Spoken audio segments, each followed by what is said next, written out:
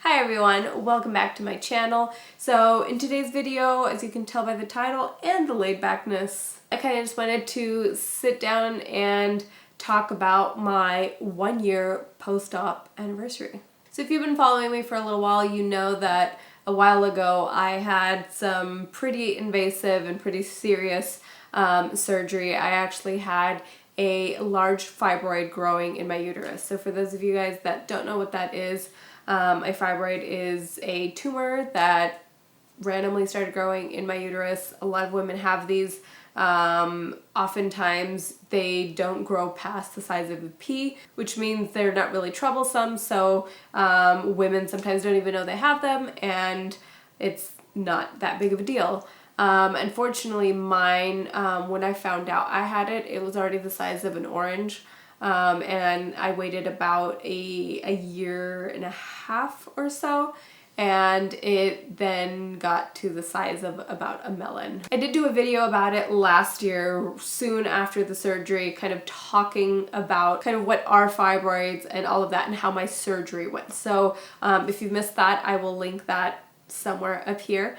So in today's video, what I wanted to do is talk about my recovery. I know that a lot of women that watched my last video on this were a lot of women that are dealing with the same thing, women that are going in for the surgery and, you know, are just like looking for any more information on this situation, which I totally understand, and that's the main reason why I posted this video in the first place. I know this is a hair channel, and talking about my uterus is a little bit strange, just on the internet period, but probably especially on a hair channel. But I do feel that it has helped a lot of women. A lot of you guys have messaged me and said, like, this has like totally helped, this has put me at ease, I know what to expect now. So since I was really affected by this, I figured I would share what I know and what I've been through. So I'm gonna kind of go through what I'm still kind of on a daily basis getting asked about, and also, like I said, talking about how I've recovered and what this means for my fertility now and all of that. So based on the scans and everything that I had done, we knew that the fibroid was in fact on the outside of the uterus. What we didn't know also was whether there were more. There could have possibly been a few more small ones that hadn't been detected, but luckily I only had one.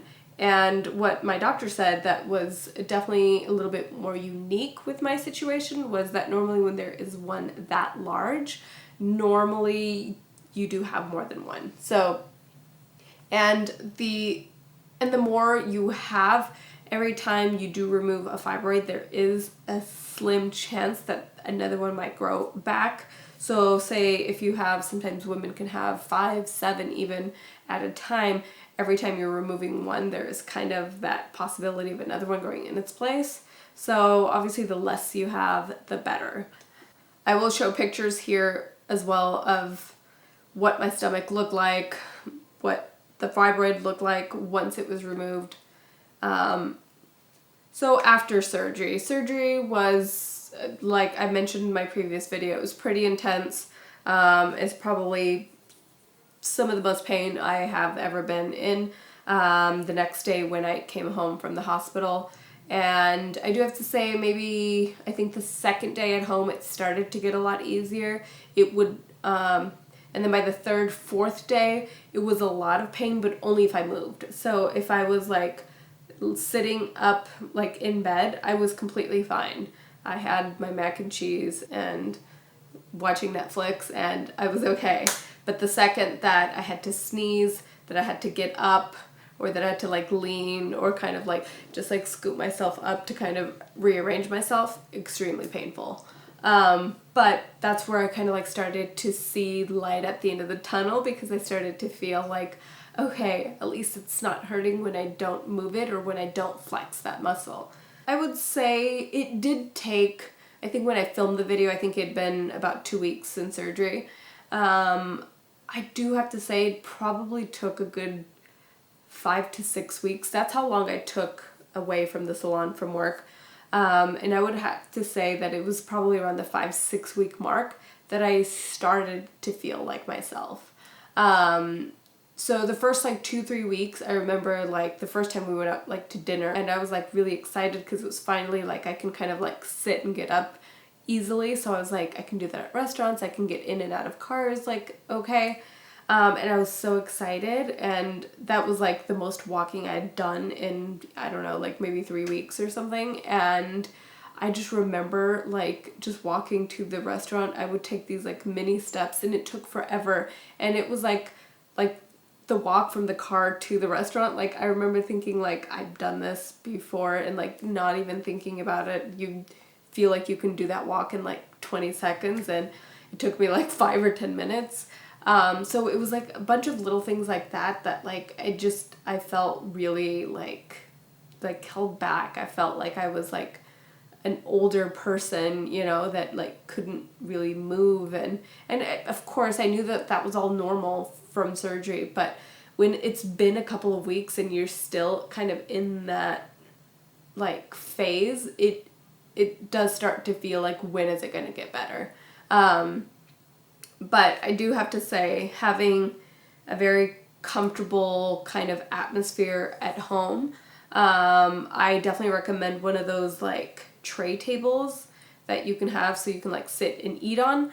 But like for everything, like I would have my laptop on there, I would have my phone on there, had coloring books on there. I mean, just anything to kind of keep you entertained. It made it so much easier because I basically lived from my bed for a couple of weeks.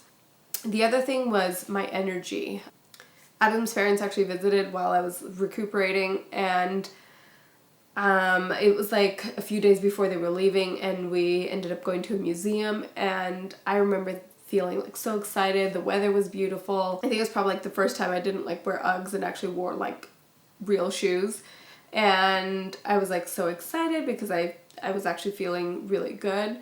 And it like, as we were in the museum, everything's good, and out of nowhere I would just get so exhausted, like to the point like I would get almost I don't want to say cranky, but like I would like tell Adam, I'd be like, I'm so tired, like I need to sit, and people would be like, okay, well like let's find a cafe, and I'd be like, I don't have time for that, like I need to go sit in the car. I will literally sit in a corner if like we, you know, can't get somewhere where I can kind of rest. And it was like, that was scary too, because I was like, like why, like this is so hard, like to live life like this if this is how I'm gonna be forever. But I do have to say, about around the 5-6 week mark, that like completely went away. So for anyone having any surgery, regardless whether it's fibroids or not, I think my biggest piece of advice would be to let your body heal, let your body recover. Rest as much as you can. I felt like just so weird to be so mobile and to just, you know, basically in bed day and night and stuff, but it was like all my body wanted. And I finally was just like, you know what, like I'm not gonna fight this, I'm just gonna rest. I was just so worried about getting back to work and still feeling exhausted, so I was like, I'm gonna rest these 6 weeks. And I do think that did help a lot, because I feel like the 6 week mark, it was to the point like I could walk easily. There's definitely not any more pain. While I was sitting and I would like get up fast, sometimes there would be like a little bit of discomfort, but not like pain anymore. So I had a post-op appointment about a week after surgery, and then I believe that it was 3 months after, and then 3 months after that. So 6 months post-op. That was my last appointment with the surgeon and my gynecologist, and so that was to basically check everything to see how the scar was healing. She did look to see if there were already possibly any fibroids growing. Luckily there was nothing there. The one thing that she had warned me, because my fibroid was attached to the outer wall of my uterus, she said that as the fibroid was growing, because it was attached to the wall of the uterus on one side had actually stretched. But so she said that the only issue she saw with my surgery would be that maybe the uterus would never completely go back to its original size, that because it is muscle tissue. It might slightly be a little bit larger than someone that had never had kids. But when I went in for my 6-month post-op, she actually said that my uterus was back to normal size of someone who has never had kids. Which is actually really crazy because the actual uterus is tiny. I mean, I don't know, like I think I had always imagined it slightly bigger. But yeah, for someone who's not pregnant, it is actually very tiny. So really good news, excited to report that. And for anyone going through this, I absolutely wish you these positive results in 6 months. Now, I was kind of debating whether I could get a little bit deeper, but I know that if you're here, you probably have these questions. So the other thing was like pregnancy and could I ever carry a baby even after having removed this fibroid? Like, could my uterus handle that, and so on and so forth. So she said that she would have to perform the surgery first to kind of see how everything went. As soon as I was out of surgery, she was like, you can definitely carry a baby, just, of course, like not anytime soon. So when I saw her 1 week after I had had this surgery, she said that as early as 3 months after surgery that I could become pregnant, and that the uterus would be strong enough to hold a pregnancy, which to me that was so crazy because I felt like at 3 months I could still kind of feel a little bit sore and tender. Of course, nothing like it was that first month, but it's just amazing to me how quickly and amazingly the body does heal. And she was like, yeah, because she's like the first couple of months you're not carrying, a ton of volume. So by the time that your uterus does need to kind of expand, by that time it is healed and it's safe to hold a child. The only thing with having had the surgery, she said that most likely I could never deliver naturally and would need a C-section, which I totally understand. And she says it's not that the body couldn't, she said that basically my body would most likely be able to carry until giving birth, but having a natural birth that while pushing it possibly could burst in areas that you don't want the uterus to do so. And if that were to happen, you would have to go into emergency surgery anyway. So it's just kind of a precautionary thing, but most likely that's what would be the case. So I would say now there's definitely like no pain, no discomfort. Don't really feel anything any different than before I had the fibroid. So I do want to show you pictures of my scar, which I'm pretty impressed at how small she was able to keep it. And she was like, I'm going to literally make it as absolutely small as I possibly can. So it's probably, I don't know, I want to say about an inch and a half. And so that's actually been healing well. She says that there is a tendency, because where it's placed so low on the abdomen, that it could kind of create a crease, which I was really afraid of, and I've always massaged at that area. As soon as I was able to, also I tried working out those muscles more than I did before, just because I wanted those muscles to be strong. And so she said, don't put anything on the scar for a good 2 months. Let it completely heal. The body knows what it's doing. And so because I was trying to avoid chemicals and all of this stuff, what I started using on my scar about 2 months later was just coconut oil. Just virgin, good coconut oil jar. I actually still have that in my bathroom. I just bought it at Whole Foods and I just kept it in my bathroom, and every time I'd get out of the shower I would just put a little bit on.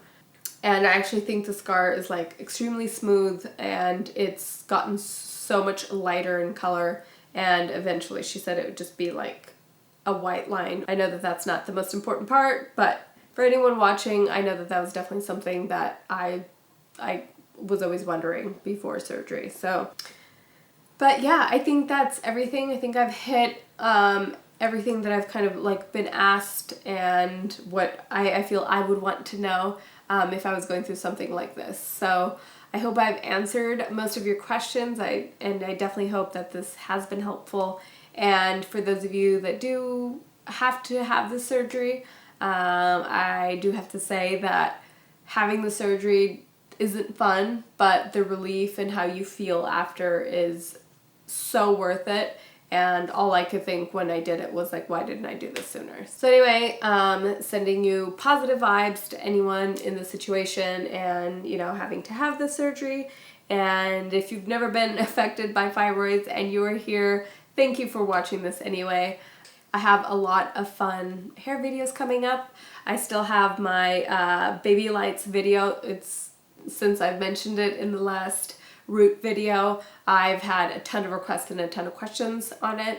I did do a live video recently where I mentioned that I would be doing that. So definitely stay tuned for that. Alright, so thank you guys so much for watching. I love you, and I will see you in the next one. Bye.